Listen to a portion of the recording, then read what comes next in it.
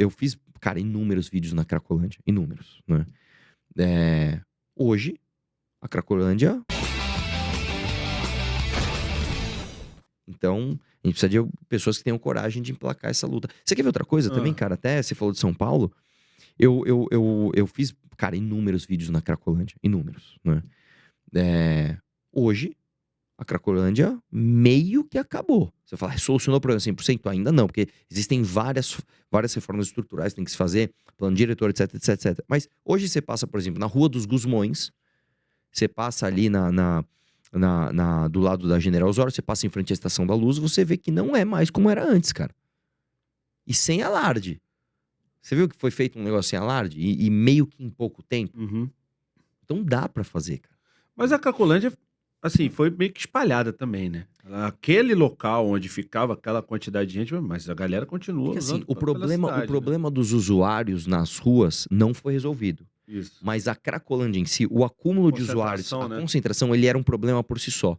Porque o acúmulo, a concentração de usuários, ela gera outras coisas que, claro, a gente tá num dilema aqui, né? O dilema é a opção por uma coisa horrorosa. Claro. Não tô falando que é o ideal, mas entre você ter 400, 500 usuários concentrados numa rua ou parte desses usuários espalhados e você poder tratá-los de forma pulverizada, é mais estratégico você tratar o problema de forma pulverizada sempre. Uhum. Né? Por exemplo, quando tinha a Cracolândia gigantesca e virava o fluxo, é isso que chamava, virou o fluxo. Irmão, não tinha o que fazer.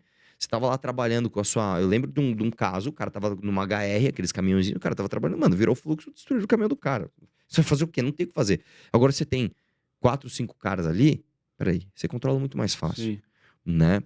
Outra coisa, fica muito mais difícil você usar essas pessoas como peça de propaganda para assistência social barata. Então, se você tem uma ONG, que você faz uma fila de gente pra tomar tua sopa, a foto fica bonita, aí o Júlio Lancelotti vai lá e abraça o cracudo, e puta, como ele é maravilhoso. Não, quando você pulveriza o atendimento, é diferente. Primeiro que é como deve ser feito. Segundo que você dificulta utilizar essas pessoas para peças de propaganda dessa galera. Então, é o que eu tô falando. Quando você tem um pouquinho de vontade, você resolve. O crime organizado no Brasil, eu vou te dizer, cara, é um problema gigantesco que eu não acho que a solução seja tão complexa. Ela é trabalhosa, mas ela não é complexa. É diferente, por exemplo, você fala assim, o que é mais difícil de resolver? A carga tributária brasileira ou o crime organizado? É lógico que a carga tributária. A carga tributária é tudo muito complexo. Se eu tirar um centavo aqui, mano, aumentou o teu, que aí já... Cara, mas aí tem a casa... Nossa, cara, é tudo muito complexo. O crime organizado não é tão complexo, cara. Mas aí você acha na minha opinião, você está subestimando o problema no sentido de que você falou que a corrupção é o pior problema para ser resolvido e é graças à corrupção que a gente tem o crime organizado do jeito que a gente tem. Então teria que resolver, o que teria que resolver primeiro, o crime organizado ou a corrupção? Mais ou menos, é que eu acho que é o seguinte, é como se, vamos supor que você tá com 41 graus de febre, você vai morrer. Você precisa resolver aquela febre. Ah, mas por que você tá com febre? Sei lá, porque você tá com uma unha encravada. Tô dando um exemplo, isso realmente pode acontecer. Sim. Você tem que resolver a unha cravada, é óbvio que sim. Só que se você tá com uma febre de 41 graus, mano, você tem que ser jogado imediatamente numa banheira de gelo. Isso. Então você resolveu o problema do 41 graus de febre, não é complexo. Você joga você numa banheira de gelo, beleza. E a unha cravada, agora nós vamos tratar. Então vai precisar de cirurgia, precisar de antibiótico. Então, novamente, eu vou pegar da Cracolândia e depois falar do crime organizado. Claro. Quando eu falo de Cracolândia, eu sempre falei isso. Para você resolver de fato Cracolândia, você precisa de reformas estruturais. Você precisa reformar o plano diretor, por exemplo. Uhum. O plano diretor ele tem que ser mais permissivo. Enquanto você ficar empurrando pessoas para a periferia, você vai produzir pessoas que estão fora das melhores áreas da cidade para atendimento de educação, de saúde, de cultura, de segurança, etc. Então, Sim. plano diretor. Lei de zoneamento. Você não vai resolver o centro enquanto você tiver imóvel no centro pronto. O imóvel tá bom. Só que você não pode usar, porque a lei de zoneamento daquele lugar impede que a vocação daquele imóvel seja explorada. Então, vou dar um exemplo. Você foi para Barcelona. Barcelona, você tem muito imóvel tombado, que é utilizado como balada, museu, pizzaria. Tá, às vezes você tem uma casa, que era uma casa de um magnata, que, puta, ela tá tombada e aquilo lá tem uma vocação para ser, sei lá, uma casa de shows. Não pode porque o zonamento não permite. Então aquela casa fica abandonada. E, eu vou dar um absurdo que é fora um exemplo que é fora da Cracolândia. Você lembra da casa da Hebe, né, que era no Morumbi? Sim. Eu não vou saber agora o valor, mas eu acho que na época ela foi estimada em 40 milhões de reais. Algo assim. É um elefante branco. Quem é que vai pagar 40 milhões de reais numa casa que foi construída, imagino eu, nos anos 70, 80, uma arquitetura já antiga. Um lugar onde você não pode construir um prédio, você não pode fazer um serviço ali. E se você comprar aquela casa, você vai ter que demolir e construir outra casa ali. Então aquilo vira, numa área nobre da cidade, que é o Morumbi, um elefante branco. Sim. Por causa de lei burocrática de zoneamento. Então você não vai resolver Cracolândia enquanto você não resolver zoneamento. Isso é verdade. Então, plano diretor, zoneamento. Outra coisa, pulverização da assistência social. Isso é outra coisa que eu sempre falei. Você não resolve problema de morador de rua concentrando essas pessoas no centro da cidade. Ao contrário, você tem que pulverizar. De onde você vem? Cara, vem de Carapicuíba. Você tem que atender o cara em Carapicuíba. Isso. Porque quem tira ele da assistência é a família, é o professor, é o amigo. E você tira ele de Carapicuíba, trata ele no centro de São Paulo, aí você isolou ele mais ainda. Aham.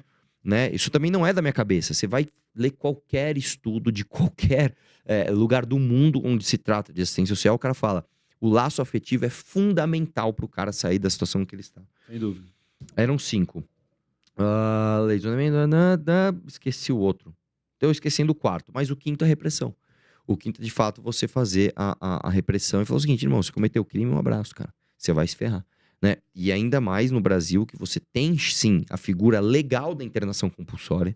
Já existe previsão legal, é dentro da lei.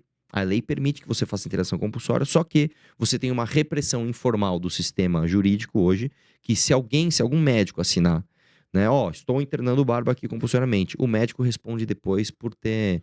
Cárcere, sei lá. Cárcere. Não é cárcere, mas assim, o poder público vai pra cima desse médico. Sim. Então você precisa de um prefeito ou de um governador com coragem de falar o seguinte, eu estou mandando você, médico, Barba, internar ele compulsoriamente. A responsabilidade é minha. Você vai assinar, que você é o médico, mas eu estou mandando. Você vai acatar uma ordem direta do governador. Vai processa a mim. Você precisa de alguém com coragem de fazer isso. Aí você começa a resolver o problema. Sim. Vamos levar agora pro crime organizado. É a mesma coisa, cara. O crime organizado, eu não acho que é um problema pequeno. Acho que é um problema grande, mas simples. Uhum. É como eu te falei, a mesma lógica que eu faço. Imagina que você tem uma casa cheia de lixo. Você precisa tirar o lixo. Não é uma coisa pouco trabalhosa, mas não é uma coisa complexa. Você não precisa de um time de especialistas. Não, cara. Você leva as pessoas e limpa aquela casa. É a mesma coisa com o crime organizado. Você tem territórios no Brasil que são dominados pelo crime organizado. Você precisa retomar esses territórios. E os profissionais, para essa retomada, eles estão prontos. Você vai conversar com as forças policiais, você vai conversar com o exército, você vai conversar com a Polícia Federal. Os caras sabem tudo. Eles têm um mapa de cima do Morro do Alemão, que é um dos mais complexos. O cara fala, eu sei exatamente, essa rua aqui mora não sei quem, essa rua aqui tem esse problema, aqui tem uma curva que o cara se esconde aqui tem um esconderijo aqui os caras sabem tudo. Sim, Tá, verdade. por que não faz? Porque o cara fala, se eu fizer, eu vou responder depois criminalmente por ter, sei lá, dado um tiro num cara que tava com um fuzil na mão. Né? Então, novamente, eu não acho que é um problema de complexidade operacional. Existe alguma, mas ela não é tão complexa quanto outros problemas. Entendi. Aí você falou, mas e a corrupção? Aí, de fato, você primeiro resolve a febre, primeiro você retoma esses territórios, prende as pessoas do crime organizado e aí você trata de corrupção. Vou dar um exemplo pra você de El Salvador, que a gente sempre usa. Sim. O cara fez uma coisa radical lá. Ele falou o seguinte, irmão, se você tatuou o nome de uma facção, você vai preso. Depois eu vou ver o que você fez. Primeiro eu vou te prender, depois eu vou ver o que você fez. Você morreu. Na tua lápide tá um símbolo de uma facção, eu vou mandar um cara com um martelo quebrar a tua lápide. Nós não vamos ostentar símbolos de facções aqui. Depois a gente vê o que faz. Aí teve até um vídeo do Nômade Raiz, tá ligado? Eu vi o teu react. O cara foi lá e falou, velho, olha isso aqui. O cara foi num lugar que o cara fazia lanche. Mano, quanto tempo você tá aqui? Sei lá, 30 anos. E agora que eu tô trabalhando pra caramba, velho. Agora não tem crime, agora os turistas conseguem vir. Ele falou, cara, você jamais conseguiria vir aqui, ainda mais com essa câmera na mão. Isso. Olha aí, você tá aí, velho. Tô vendendo lanche aqui pra você. Tava onde queimaram o ônibus, né? Exatamente, né? Que inclusive, isso é uma coisa... Pra você ver como isso faz parte de peças de propaganda. Nos anos 90, foi gravada a série dos Sopranos. Um dos sonhos que o Tony Soprano tem é justamente isso. Ele tá num ônibus e as pessoas falam assim, tá com fogo no ônibus e quem sair vai ser metralhado. Eles fizeram exatamente isso em El Salvador. É uma peça de propaganda, cara, exatamente como nos Sopranos. Então assim, cara, os caras, eles reproduziram na vida real uma cena de uma série. Tá muito nítido que isso é uma demonstração. Então, vamos pra cima. Aham. Vamos acabar com isso.